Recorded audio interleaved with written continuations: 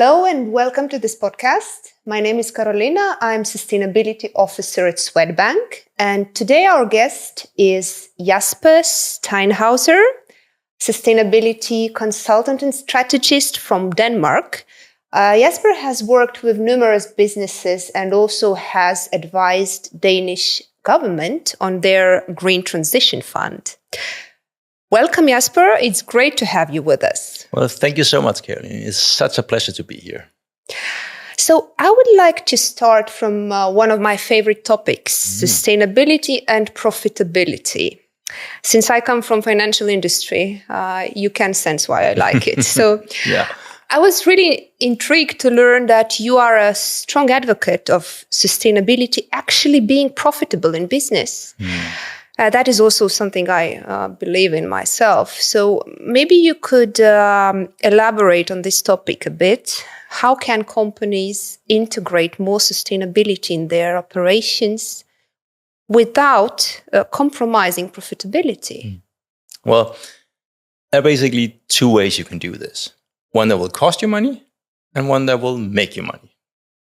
And the problem is that today, the vast majority of companies, they have an approach to their work on sustainability that means that it becomes quite costly. And I think that's the reason why you have that question, actually.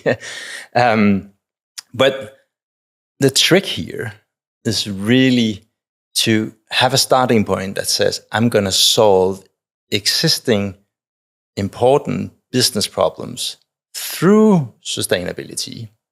Rather than what most does, they look at, okay, where is our biggest impact? And then how do we start from there? But let's just say you make a carbon footprint to take something simple, right? Let's just work on climate change here for a second. And perhaps the carbon footprint tells you these are the 10 biggest impact areas. Then normally, most people will tell, well, you need to start from the top. But what I say is, well, why? How far do we have to go down to have something that connects directly with some of the core business issues that you're already facing or that your clients are facing? Because if we do that, well, then it will inherently be valuable to take this step. And it will also mean, and this is the very important part, especially for listeners here who might be thinking, well, we need to make sure we make a lot of impact on the world, that the implementation power, the willingness to actually push through, is directly correlated to how big a problem you solve. So by making sure that the steps you take actually solve meaningful existing business problems, you gain the power to implement it big time. So it's far better to really implement, let's just say, number 5 on the list of impacts than working superficially on the most impactful one. So I guess you could say that the main takeaway here really is use sustainability to solve existing meaningful business problems. Okay, that sounds reassuring. Let's continue on financials, shall we? So you've been working with a lot of companies. From your experience, when it comes to sustainability, do businesses expect instant return on investment? And should they be doing that or maybe not? Well,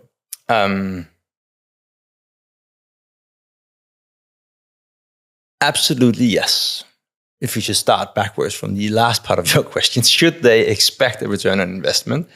They absolutely should. The thing is that there are so many correlations between sustainability and business.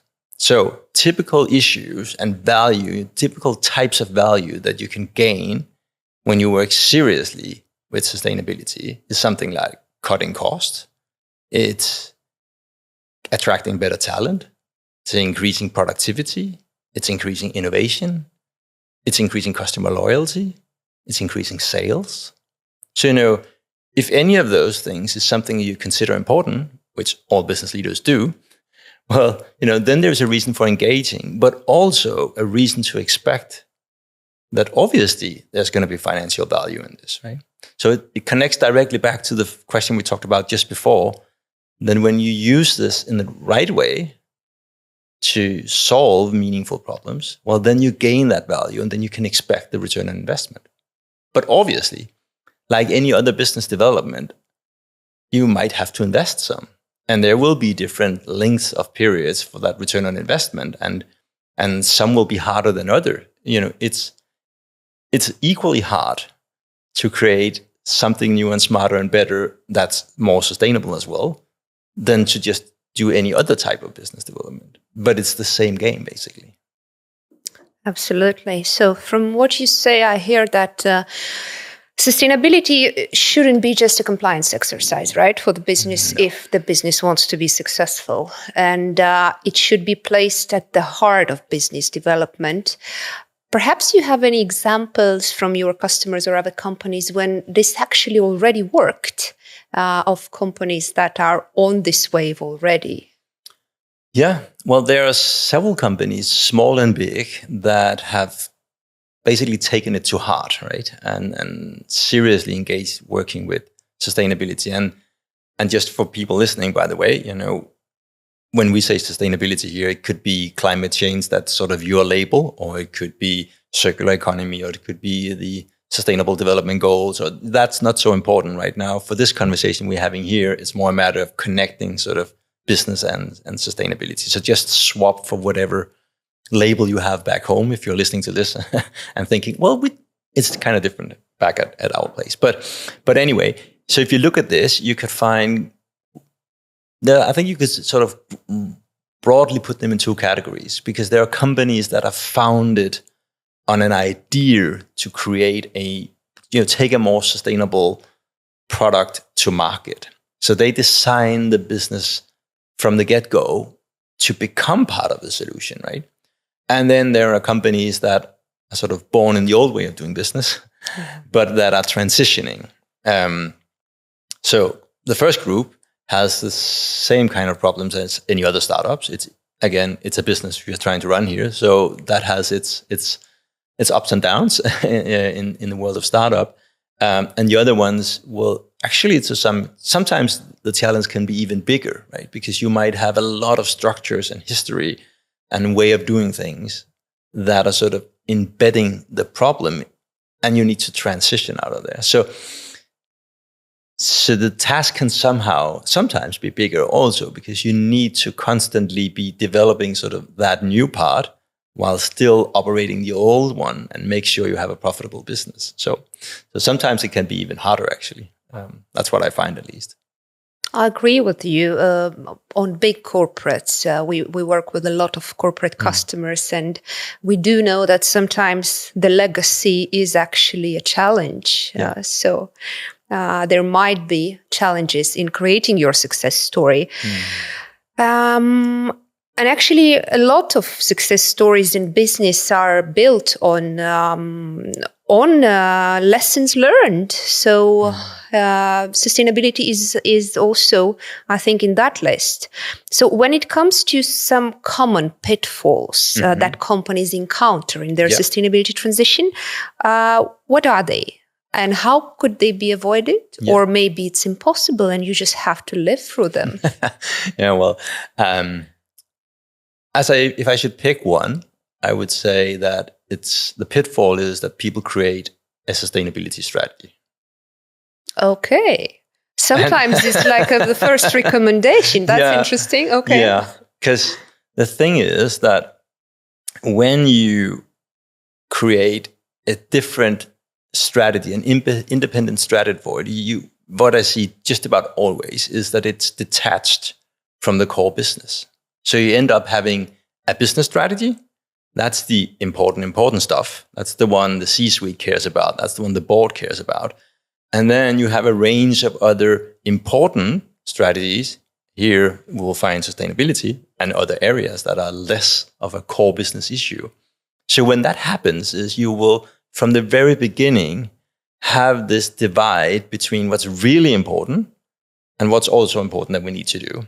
And we all know where we start. Where do we spend the 3 to 5 hours a day where our brain capacity is at max? Well, we spend that on the really important stuff, right? So it always end up being sort of latest part of the day, latest part of the week, latest part of the month. always the part that gets pushed. So what's important here is to understand that, sustainability is not a project. It's a way of doing. It's a way of conducting and developing your business. And therefore, instead of having, one strategy on itself for sustainability, what you should aim for is to integrate it. And again, it comes back to this notion about using it to solve business issues, right? So if you do that, well, then it becomes a tool to achieve some of the goals you have already, to change what you're doing into becoming, creating a new and better version of what it is, whatever it is you do. And thereby, it's not a detached thing that has its own life and that a sustainability director or whatever has the responsibility for. No, this is a core thing. This is how we do. This is who we are. And that makes a huge difference. So if you should go home and think about something as a takeaway from this, watching this, it should really be about, okay, how can I connect into the core of what we already do? Okay, so first advice, no sustainability strategy, sustainable business strategy, right? Yes. Integrate it. Yes. Don't keep it apart. Yes. Okay. I would like also to come back a bit to what you said, that we need to start by solving actual problems in the business. Mm-hmm. Maybe you could give some examples what kind of problems we could try to be solving with sustainability. Sure. And it's actually what I typically do when I sit down with a CEO or some other sort of executive leader of a company is very early on, I ask them, what's your biggest business problems right now? What keeps you up at night? What's the first thing you think about in the morning when you get up? Or what does a board expect you to deliver on within the next 6 to 12 months or whatever? And very often, they come back with answers that are, it's basically the same things people are working on, right? So we need to cut costs, or we need to increase sales, or we need to get a new product into a market, or enter into a new market, or perhaps you might also, of course, have merger and acquisition or something like that. But a lot of the times it's like, or innovation, or attract talent, and again, it's back to that sustainability and circular economy and all of these, they're really tools to create smarter and better solutions, right? And embedded in there, you get some of these benefits. So if you look at it, a lot of the sustainability related work is really about avoiding waste, reducing waste, prolonging the lifetime of products. So all of that means that, a smaller part of all the raw material that we buy to make whatever it is we make actually end as a waste that we have to, because waste is really stupid, right? So you go out and buy the best materials you can possibly get to match your product's standard and criteria. And then we accept that a pretty huge proportion of that is actually missed and, just thrown out. It never ends as a finished product that somebody buys. And of course, you can't avoid some of it, but there's definitely a lot of it you can avoid. And also, if you prolong the life of a product, so it has a longer lifetime, a longer service life, well, that increases its value. It means you can have a different price for it, right? Or you might add different ways of prolonging it through services, which can be a business for you, but it means less of a hassle for the customer because they can get an upgraded version. And, so there's so many ways, and all of this, I think a common red thread of all the companies I've worked with, all the companies I've talked with, all the companies I study for the last 15 years, I haven't met a single company that didn't came back and say, no matter what we did, it had an enormous uplift of how people perceived it being working here. So it creates this level of pride because all of a sudden, no matter what you did before, now it becomes sort of an extra layer of meaning. And that brings with it that it, reduces gossip in the workplace. People stay for longer, they work harder, they're more innovative, they're happier to be there, they push through. And that's basically also why these companies tend to become the winners, right? Because they simply get a better and more committed team. And as you know, a small, very committed very bright team will beat any double the size company team, if they are not really committed and really smart people, right? So you can get the best people to deliver the best they can. And that's really, I guess, the secret sauce underneath of this. That's a great insight, actually, about attracting talents and also keeping talents in your company because of values, right? Yeah. Okay, maybe let's jump to consumers from internal employee perspective. Yeah. And recently, Swedbank conducted a business survey here in Lithuania around sustainability transition, different aspects. And almost 50% of companies said that they already now feel that consumers are much more interested in sustainability aspects of their products or company itself. So half of the companies already feel that. From your practice, how are consumer expectations changing? Are consumers already willing to pay the premium? I think this is what business is interested in. And maybe any markets stand out already in this perspective. Well, the thing is, the way we talk about and approach sustainability really makes it a lot harder for us to succeed here. And let me just unfold what I mean by that and why that actually correlates to the question you ask.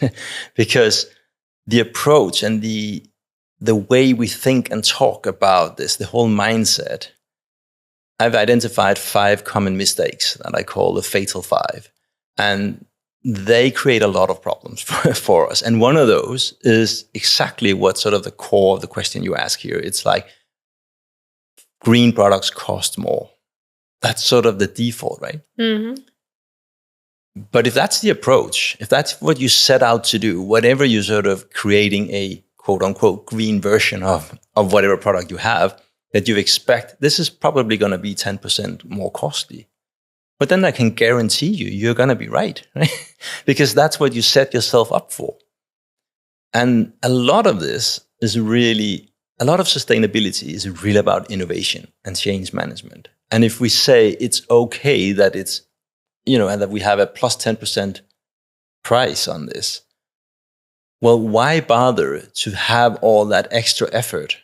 The brain is by far the most energy intensive part of human beings, right? It's like 1/3 of all energy, 24-hour a day is consumed by that.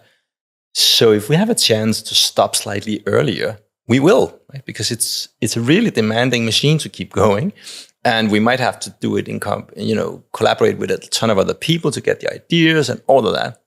It's hard work, right?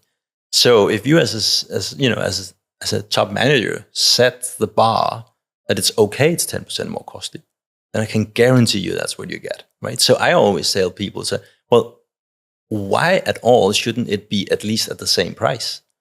Or at least at a same or better price to value, right? So it might end up having a different price tag because it turned out to be a different product that delivers more value, right? But that price to value part, and as we just talked about before, when you can reduce costs, when you can get better people in, you can have more innovative teams and so on. Why should you end up with more expensive products? But I've even had people that said, in a small sort of executive group session where they said, we actually save a lot of money, but because everybody expects it to be more expensive, we just charge this premium. But for no reason other than it's just more money on our bank account. But I'm actually starting to think, should I stop doing that? Should I actually lower the price a bit to promote the better choice? Yes, so I think that's the whole starting point. I think the key thing here is stop thinking it's going to be more expensive and start creating solutions that have a at least better price to value perspective. Because there's a very limited amount to the group of people, the proportion of the marketplace that wants to pay a premium just because it's green, quote unquote. But what people will pay, they will empty their bank account nearly if you create a solution that has a better and smarter solution to a massive pain point for them, right? So that's why I say this is an innovation agenda. You got to use this to create a new and smarter version of whatever you do. And then on top of it, because you've been thinking this, the ideas come from a sustainability point of view. So it will also have a better impact on the world. But that, don't try to sell green, sell smarter and better. And then, oh, by the way, it's actually also better for the world in this and this and this way, right? So if you do that, you don't even have that question where you're coming from. Like, are they ready to pay a premium because it's green? It's not irrelevant. It's the wrong question to ask. It's more like, how do we create a better solution to the problems they have?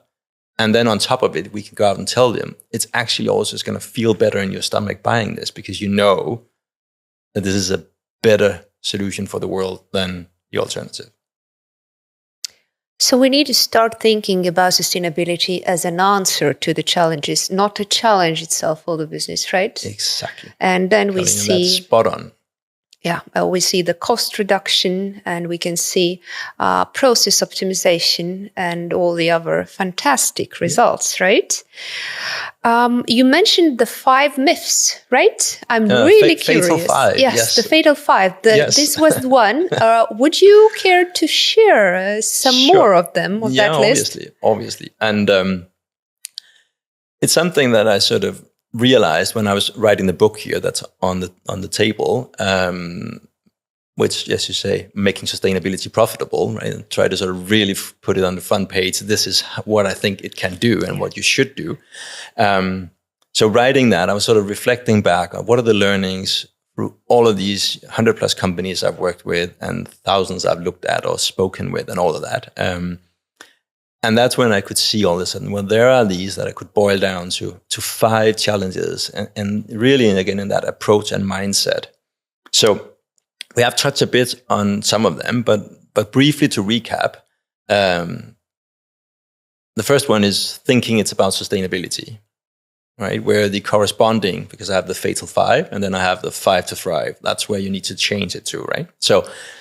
So you move from thinking it's about sustainability to understanding it's really about start and end with business, right? That we talked about in the beginning of our conversation. The second one is that we're so focusing on reduce, avoid, stop. Basically, this whole agenda is marinated in guilt, right? And to an extent that there's even people that get, anxious about it, and a lot of stuff. But when I said a bit earlier that the way we talk about this actually make it all harder, this is the point, right? Because by having this reduce, avoid thing, stop, and having to let go of, we're actually making the part of the reptile brain sort of fight against it. Because you know what happens when somebody's about to take something away from you. If you have a feeling that, I'm about to lose something, right? What happens? You hold on, right? So, which is why, it's that scarcity point is why it works. It's why it works when you're out shopping on a website and it tells there's only 3 of these items left. And it's like, oh my goodness, I got to buy it right now. It's the same sort of element that it's peaking at in your brain.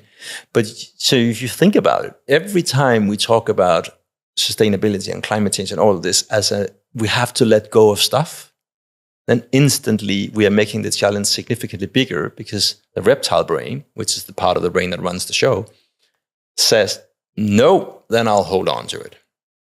Right? So that's why I say we need to reframe this to about creating new and better. Because when we do that, we get into the sort of newest part of our brain where imagination, creativity, and all of that sits. And if there's anything we need, it's the ability to imagine and create something new and better. So moving from reduce, avoid, stop to creating positive impact. And creating is the key thing here. And then positive impact also because, we need to push back to a place where, it's not just about stopping the accident, right? If we had, let's just say, 0 emissions today, well then, carbon emissions, we would still be at a point where we're looking at pretty radical changes ahead. So we need to sort of move into a territory where we are scaling back compared to sort of an ideal situation. So that's the third one, or the second one, sorry. The third one is around cost. The fourth one is, we also touched a bit about that. It's moving away from thinking this is a project into a way of doing. And the final one is that people and companies tend to limit this to just a few people that works on this, and they also sort of tend to hold the cards just slightly close to them, because often they're afraid of being accused of greenwashing, or somebody will steal their bright idea, or whatever it is.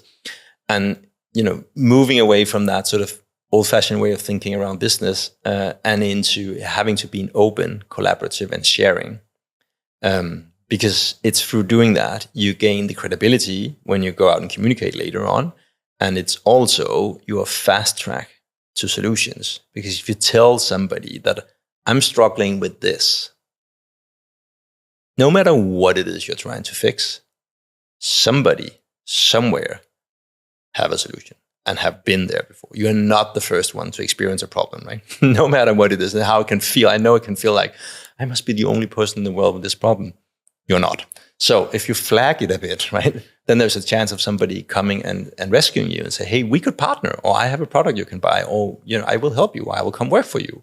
I've done this before, right? So this is the fast track. So if you want more progress, and again, thinking that we're actually solving meaningful business problems, then obviously we want the maximum progress we can get, right? Then, forget that old way of doing it and move into being open, transparent, and collaborative. So that's whole mindset shift, that's really an essential thing to do. And it's such a positive mindset shift, I must say. Yes. A really positive approach to sustainability. Another keyword I quote a couple of times is innovation, right? Yes. So maybe we can also dwell a bit on this one. Mm-hmm. Also, a short insight from our recent survey. 52% of companies plan to implement certain sustainability-related changes already now or in coming 2 years. So more than a half of companies feel that they will be doing something. Sounds good. And also they acknowledge that the importance of innovations will be great in implementing these changes. So which of the emerging technologies do you think are the most promising for sustainability transformation in business? Very tiny question there. Yes. Well, I would go with AI, because it's, when you said emerging, right? So we are clearly at an early stage here, but I think it's fascinating to see already how some companies are starting to use it. And I know for sure we're only scratching the surface here, but it's areas like using AI to be able to trawl through significantly bigger sets of data, for instance, around getting smarter energy use, or in any form, whether it's heating, cooling, electricity, doesn't matter. It could be logistics systems, or it could be, we're trying to find new ingredients or new components, experiment with different types of that. And how can we do that when we have, just extremely more capacity to test endless numbers? And, very often it's the surprisingly place that you find, this might work, right? So I can definitely see that this is going to change it. And this might be especially tools if you're a larger company perhaps, but also for small and medium size, right? It could be just as simple as like using, the language models like ChatGPT or something as a sparring partner or a place to very rapidly get lots of insights whenever you have an idea, like, okay, what would happen if we did this? Right? I know the answer isn't perfect. I like to see them like, a really fast way of getting like a roughly 80% answer, but then you can spend all the time. So you spend the time on creating the right question. That's where the people part is most crucial. Then you get that to do sort of the heavy lifting on the foundational stuff. And then you spend all the time refining and thinking and elevating it, right? So I can see that when we put this to use to create new and better solutions, there's just a lot of opportunities here. Cool. So 2 megatrends together, right? AI Yes. and sustainability. Yeah. And AI is the tool. Yeah. Right? Remember that. AI is the tool to create the kind of future we want. So that is a really promising perspective here. And I do hope we will see these changes pretty soon. Now, to inspire businesses to take the steps, you already shared some really brilliant advice. Maybe some last words of advice for business owners and business executives to inspire them. I think when I look ahead and think, where are we going to, what's going to happen in the coming years? I think that what we are moving towards is that all the forward-thinking business leaders, they will understand that using business as a force for good is a superior business approach. So today, we have a lot of companies that work sort of the old-fashioned way about it. But if you walk through all the stuff we've been talking about here today, right, connecting it to the core of your business, getting better teams to work harder on delivering this, solving relevant problems for your company and for your customers, and creating an impact while doing that, solving some, going beyond yourself, right, being a positive force in the world. Well, that means that it's just taken, you just look at it in your survey, how many people actually care for this, right? So the second you come out and say, well, we are seriously committing to fight climate change or whatever it is you choose, right? Well, then a pretty big proportion of any group of people will actually cheer on you. And they might not be needing whatever it is you deliver right now, but if they know anybody who does, they would probably say, hey, you should have a look at these guys, because they're really making an effort as well to solve this, that is important for me.